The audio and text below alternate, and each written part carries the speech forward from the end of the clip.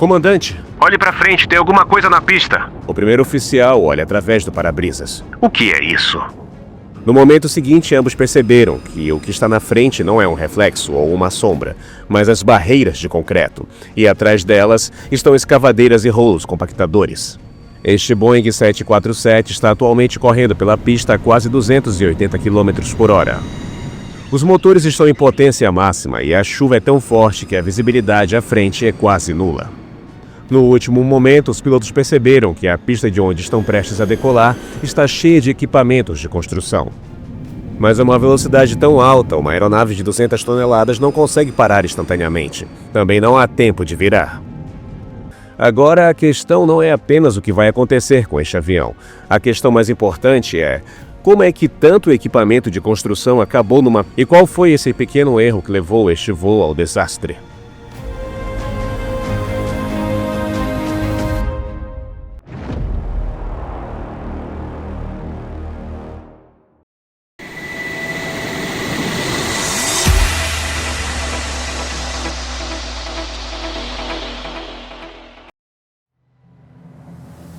Dentro da cabine, tudo está ocorrendo de acordo com o procedimento normal. Uma voz da torre se faz ouvir. Singapura 006, pista 05 esquerda autorizado para decolar. Vento superficial 0,20 graus, 29 nós, rajadas de 50 nós. O comandante solta suavemente os freios e o rugido dos 4 motores ecoa em unissono. Gotas de chuva batem contra o para-brisa. Os limpadores estão em alta velocidade, mas a visibilidade externa é de apenas 400 a 500 metros. O comandante diz suavemente: a pista parece escorregadia. Estou alinhando lentamente. Neste momento, a atenção do comandante está totalmente voltada para as luzes verdes da linha central. Um forte vento lateral tenta empurrar a aeronave ligeiramente para o lado. Com a ajuda do leme e do timão, o comandante consegue de alguma forma manter o avião estável. A chuva é tão intensa que nada é visível, exceto as luzes da pista.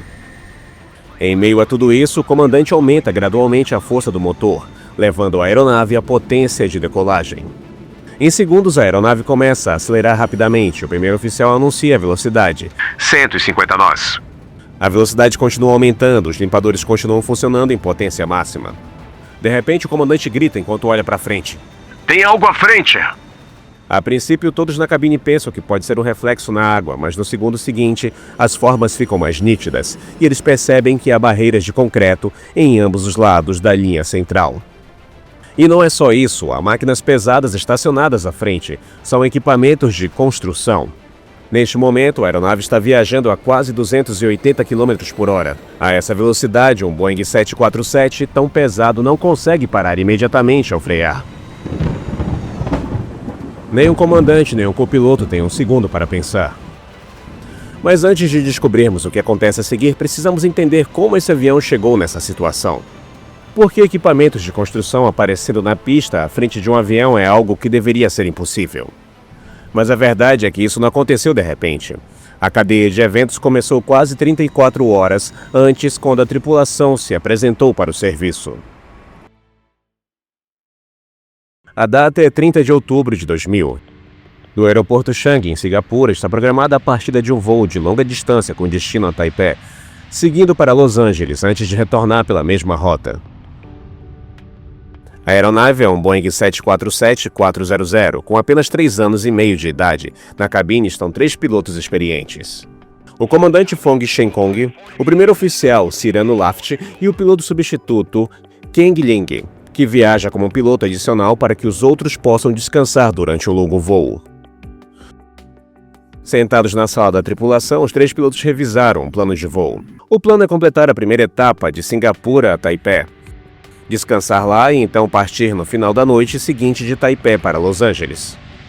Os boletins meteorológicos à sua frente mostram que o tufão Changsan está se movendo lentamente em direção a Taiwan. A previsão indica que na próxima noite a tempestade se intensificará. Os ventos vão ficar mais fortes, a precipitação vai aumentar e a visibilidade ficará muito reduzida. No entanto, os pilotos acreditam que partirão de Taipei para Los Angeles antes que o tufão atinja a sua fase mais intensa. Com essa premissa, na tarde de 30 de outubro, o avião parte de Singapura com destino ao aeroporto internacional Taoyuan, em Taipei.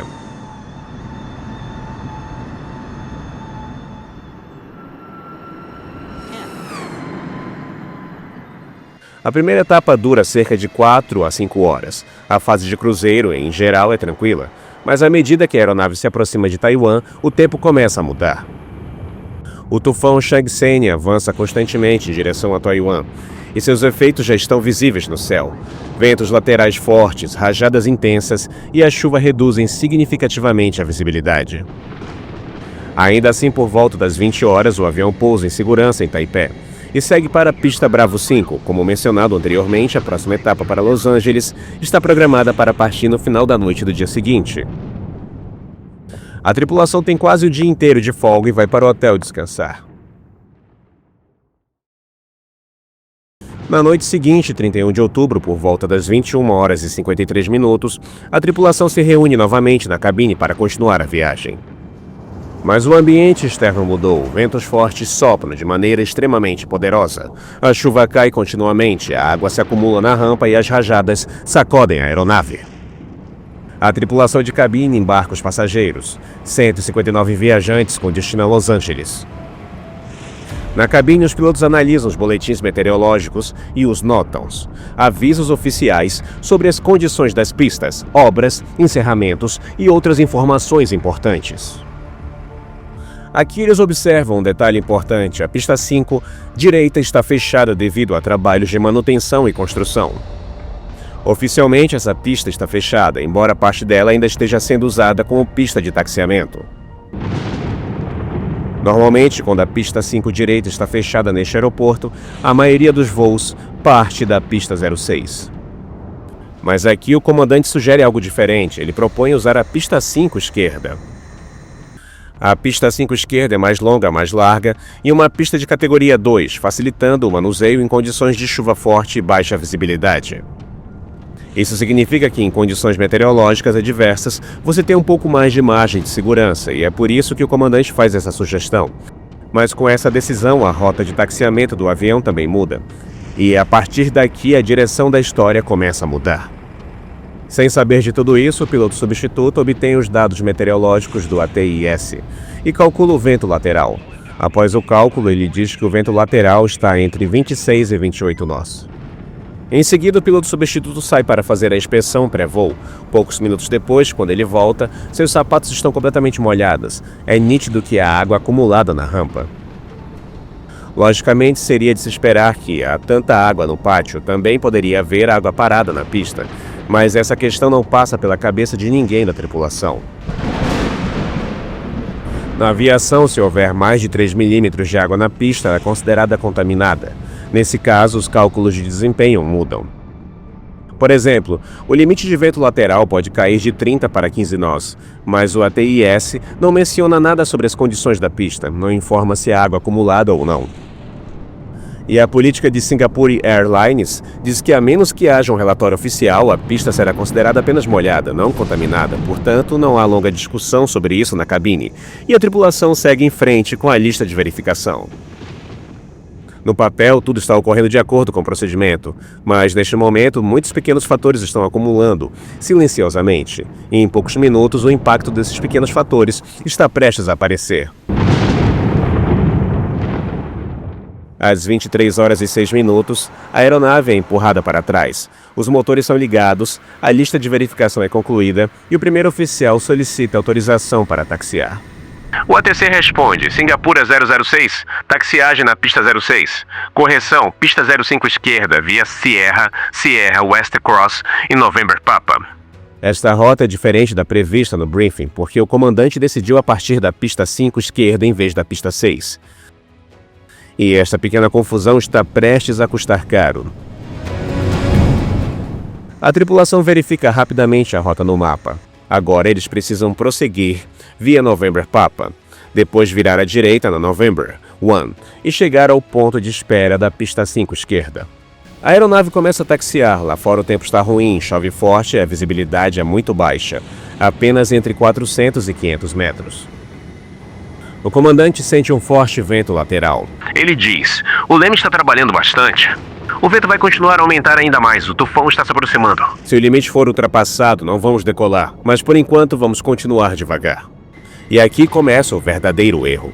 Em Singapura, de onde vem essa tripulação, as luzes verdes da pista de taxiamento iluminam apenas o caminho que a aeronave deve seguir. Isso significa que se você seguir as luzes verdes, não há como errar. Mas em Taipei, é diferente, aqui todas as luzes verdes dos táxis do aeroporto permanecem acesas ao mesmo tempo. Isso significa que escolher a rota correta é inteiramente responsabilidade dos pilotos. Outro ponto importante é que este aeroporto não possui radar terrestre. Bem, o ATC só consegue ver a aeronave até cerca de 500 metros. Depois disso, eles não sabem exatamente onde o avião está taxiando, mas a tripulação presume que a torre deve estar observando. A aeronave se aproxima do November Papa e recebe uma instrução da torre: continue e aguarde na pista 5 esquerda. Um detalhe importante está faltando nesta autorização. A tripulação não é claramente instruída a cruzar a pista 5 direita e depois prosseguir para a 05 esquerda. Eles são simplesmente instruídos a permanecer e esperar antes da 5 esquerda. A tripulação presume que tudo está ocorrendo de acordo com a rota planejada. A aeronave continua ao longo da pista de taxiamento November Papa. Eles devem seguir em frente e virar à direita na November 1. Seguir em frente os levaria à pista 05 esquerda. Mas o problema é que algumas das luzes verdes no caminho não estão funcionando. A primeira luz está apagada, a segunda está fraca.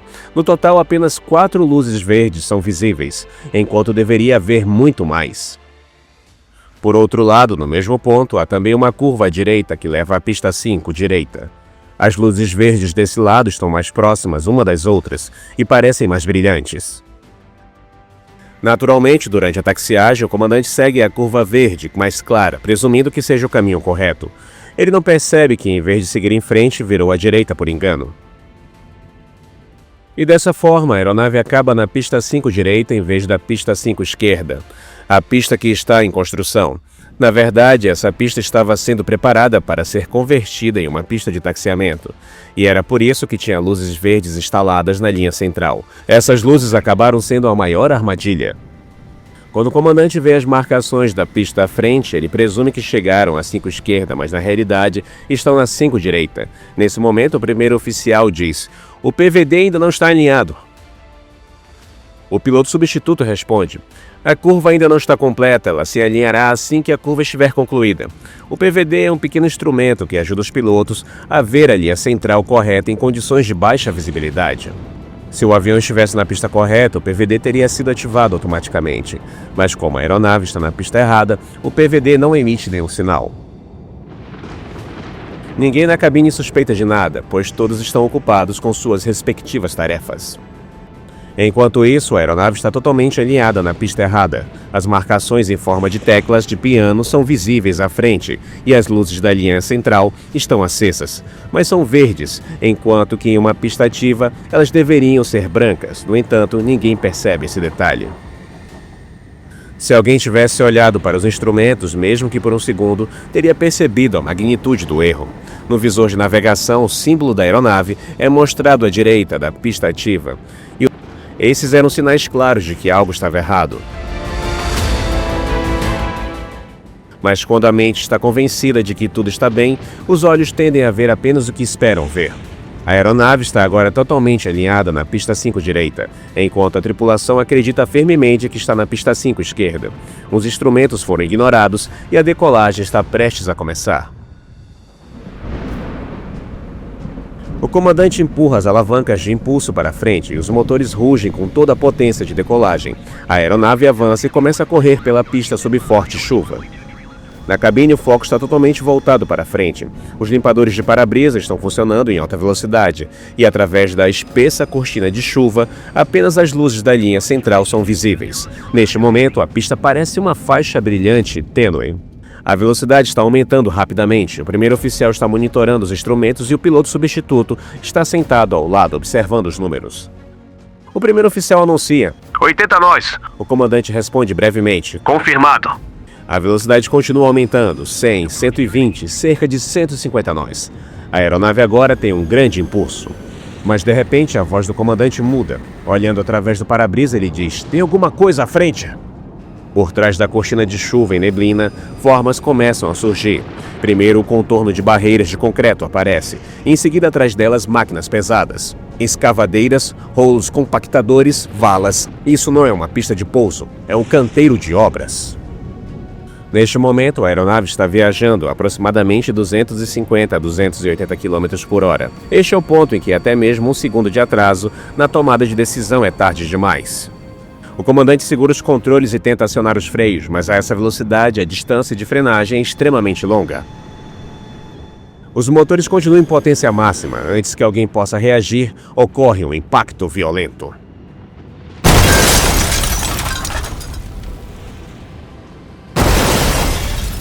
A parte dianteira bate primeiro nas barreiras de concreto. Em seguida, os motores do lado esquerdo colidem com equipamento pesados e são arrancados. Com os motores de um lado repentinamente ligados, o impulso deixa de estar equilibrado. A aeronave se inclina e começa a virar para a esquerda. A parte traseira também colide com algo pesado e a fuselagem começa a se partir. O som de metal sendo rasgado enche o ar. Os motores se separam e o caos se instala dentro da cabine. Em questão de segundos, a enorme estrutura do Boeing 747 se divide em várias partes. Um violento incêndio irrompe na seção central. Uma enorme bola de fogo ilumina a noite escura e chuvosa como uma explosão. Dentro da cabine, o pânico se espalha. Vários passageiros são jogados de seus assentos por violentas sacudidas. As rampas de emergência são acionadas imediatamente, mas o vento lá fora é tão forte que várias delas não conseguem chegar ao solo corretamente. Chuvas, os ventos fortes e a propagação do fogo agravam a situação. Os carros de bombeiros chegam em poucos minutos, mas nessa altura, as chamas já envolvem parte central da aeronave. Os bombeiros lançam espumas continuamente para impedir que o fogo se espalhe. As ambulâncias levam os feridos para os hospitais. Algumas pessoas estão em choque, outras saem com as próprias pernas e outras ainda são transportadas em macas. Os 3 pilotos na cabine sobrevivem de alguma forma, nada menos que um milagre. Mas no total das 179 pessoas a bordo, 83 perdem a vida e 39 ficam gravemente feridas. Assim que o incêndio é controlado, começam as perguntas. Os investigadores recuperam rapidamente o gravador de voz da cabine e o gravador de dados do voo. Os 3 pilotos também são interrogados. Relatórios meteorológicos, gravações do controle de tráfego aéreo, iluminação do aeroporto, obras na pista. Tudo é analisado e, aos poucos, o panorama geral fica claro. Os investigadores concluíram que o maior problema por trás deste acidente foi a consciência situacional. Na fase final da taxiagem, a tripulação se alinhou à pista errada e iniciou a corrida de decolagem sem a devida confirmação. Os instrumentos indicavam que não estavam na linha central correta. O PVD não tinha sido ativado e a iluminação da pista não estava como deveria estar. No entanto, os pilotos estavam mentalmente convencidos de que estavam na pista correta, por isso todos os sinais de alerta foram ignorados. A investigação também revela que a iluminação do aeroporto não era totalmente adequada. Como resultado, várias alterações foram feitas após o acidente. Primeiro, a iluminação do aeroporto foi melhorada. Depois foi recomendada a instalação de um radar terrestre. Além disso, foi imposta a confirmação obrigatória da pista antes da decolagem. O treinamento da tripulação foi reforçado com maior ênfase nos procedimentos de taxiamento e condições de baixa visibilidade e na verificação cruzada. O voo 006 da Singapore Airlines não é apenas uma história de confusão na pista. É um lembrete de que, na aviação, cada curva, cada luz e cada lista de verificação são importantes. E, às vezes, a diferença entre a vida e o desastre é apenas uma curva correta.